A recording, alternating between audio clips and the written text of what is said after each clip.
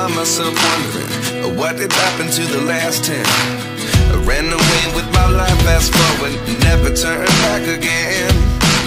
It's kind of funny that the more we pass time, the more we need to set them rewind. And 19 was the year I had to leave you, but now I'm seeing all the signs. Is this really happening? I can't believe it's true. I'm just as surprised as you.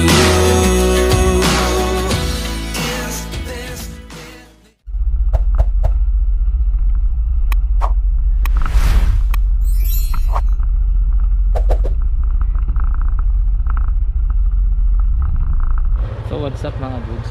Good morning. So ngayon it's Friday, umuulan. May bagyo. So ngayon tatry natin bumiyahe ng umuulan.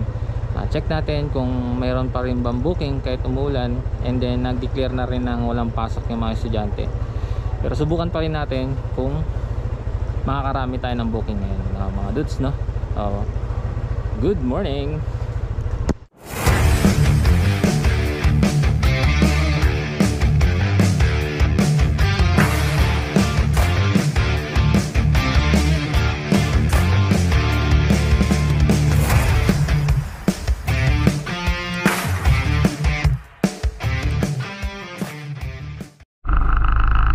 Good morning sa inyo mga dudes.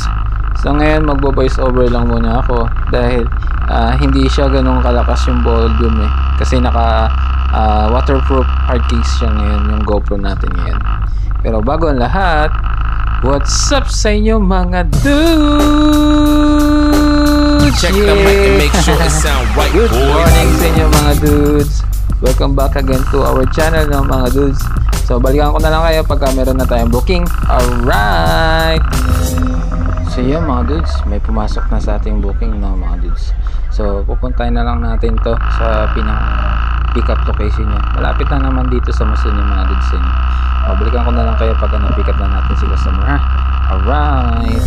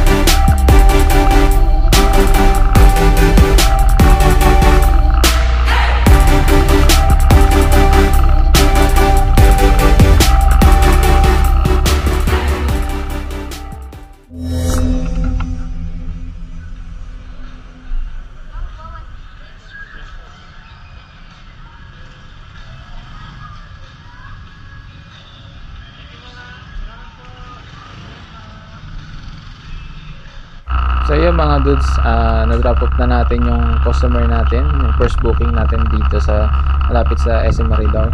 So ngayon nandito tayo ngayon sa May Kawayan, Bulacan. And then dediretso tayo ng North Caloocan. Baka sakaling doon tayo makakuha ng booking. Dahil kanina pa ako nakatambay doon sa SM Marilao wala tayong makakuha. So balikan ko na lang kayo pag nandun na tayo sa North Caloocan, ha? Alright.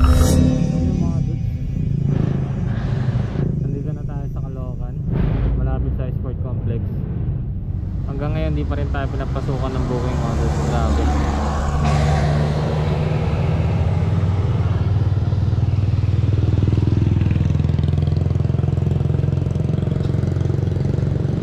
Isa pa lang tayo. Kahapon dalawa lang. Dahil nag-uulan nga kasi mga dudes.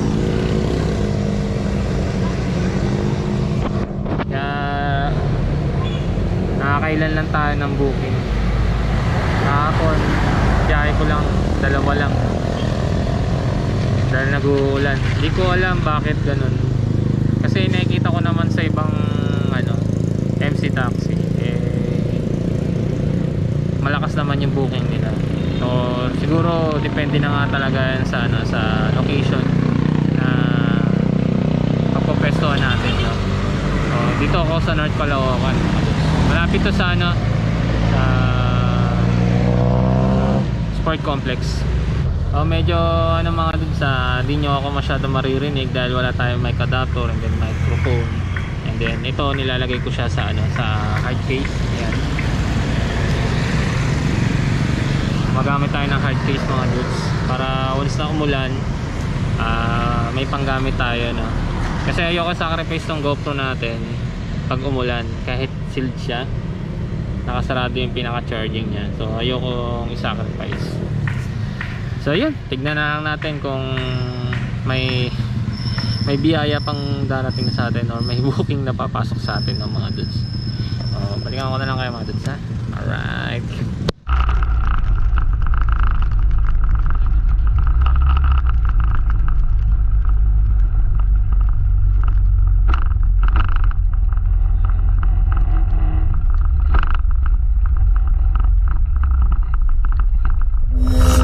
So yun mga dudes, pinasukan tayo ng pangalawang booking. So ang drop off nito sa Taguig. So medyo malayo-layo to, no, mga dudes, no. Balikan ko na lang kayo mga dudes pagka nandun na tayo sa pick up location ng customer, ha. Alright.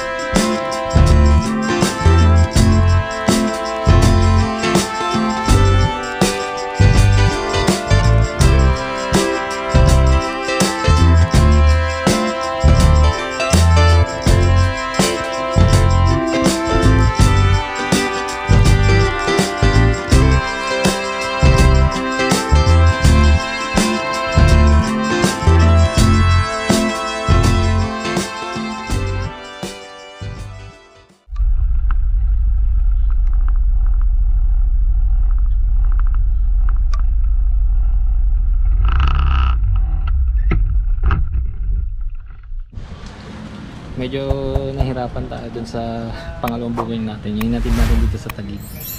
Ano ba naman, sa biyahe namin naantok siya.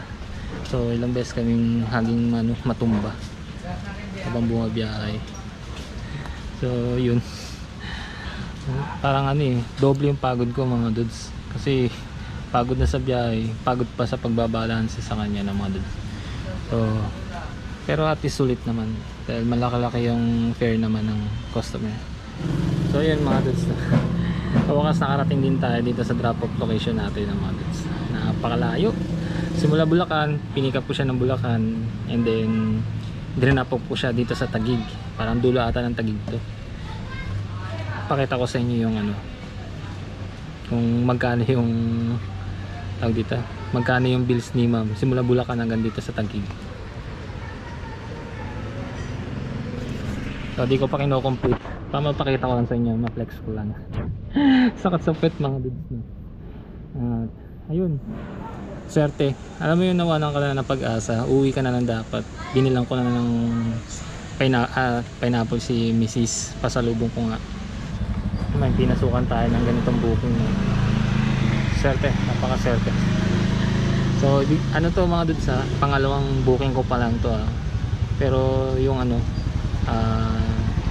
yung itong huling booking natin, yung pangalawang booking natin, eh lagpas pa sa minimum. Panalong panalo, di ba? So balikan ko na lang kayo pagka nakakuha na tayo ng booking, no? Alright. So yung mga dudes, nandito tayo sa pick up location ni customer. So the-drop off lang natin siya sa Diliman, sa Jackliner, no? So swerte, dito tayo sa Taguig. Medyo nagantay tayo ng medyo ano, matagal, pero okay lang. Waiting na lang tayo sa kanya. Balikan ko na lang kayo pag nandiyan si customer, ha? Alright.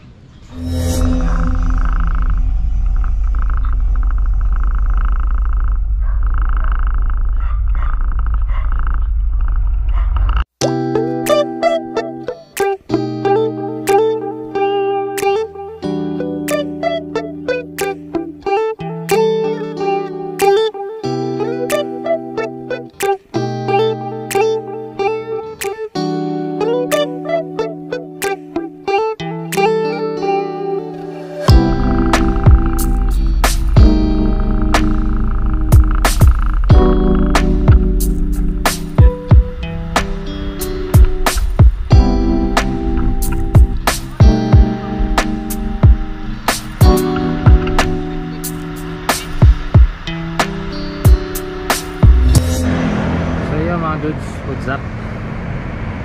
So ano tayo ngayon, tatlong booking lang mga dudes, no?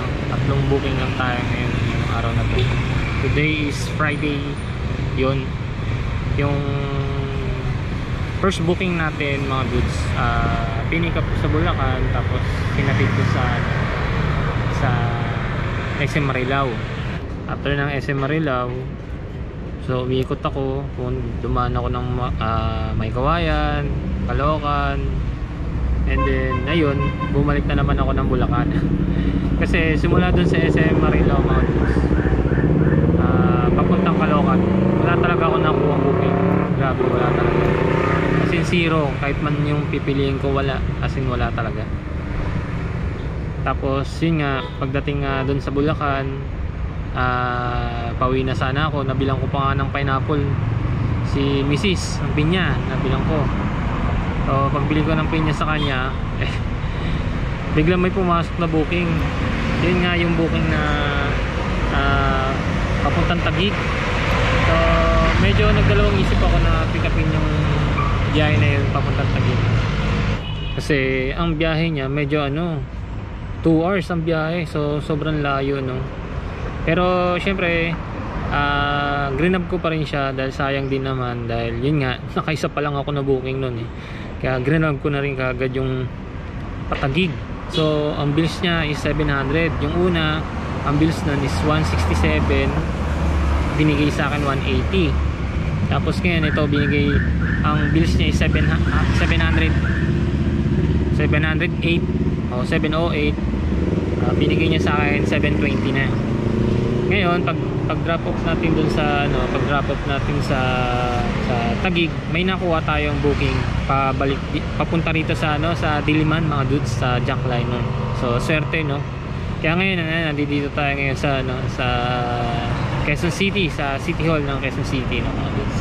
So antay na lang ako ng pauwi. Hanap na lang ako ng booking na pauwi. Pero as of now, wala pa rin pumapasok na booking. Ayan. Ayan. Wala pumapasok na booking. Kaya siguro so sumatotal pala muna mga antinotal natin, no, to, para makita nyo na rin. So una natin is 167 plus 708 plus itong bill niya dapat is 227. So total niya is 1102. Ngayon inilis natin yung top up natin na 20%. So ang matitira is 881. Ngayon yung gas ko 4 bar pa. So siguro kumonsumo yan ng mga, sabihin natin 150. 2 bar lang kasi nabawas eh. 150, no? So sabihin natin 150. So less natin 150. So ang total na kinita natin ngayong araw na to is 731 na malinis sa tatlong booking lang mga dudes. Tatlong booking lang yan, ha? So plus pa natin yung mga tip kung so sabihin natin yung tip dun sa una 167 tapos binigay 180, so 13 pesos. So plus 13 pesos, tapos plus pa natin yung sa Taguig dapat 708, binigay niya 720, so 12. So plus 12 pesos. Tapos yung kay Sir, ang binigay niya is 270.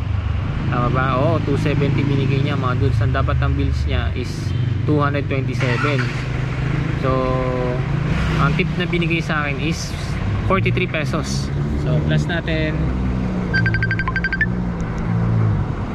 43 pesos. Ayan. So yan ang total na kinita natin mga dudes. 799. So 800. Mukhang 800 na rin mga dudes. So yun, yan yung pinaka total na kinita natin ngayong araw na to. Pero plus pa natin kung meron ako makakuha ang booking na pabalik na mga dudes. So yun, dito ko natatapusin ang ating video, no, mga dudes. Maraming salamat sa pagsama sa akin sa journey ko dito kay Joyride.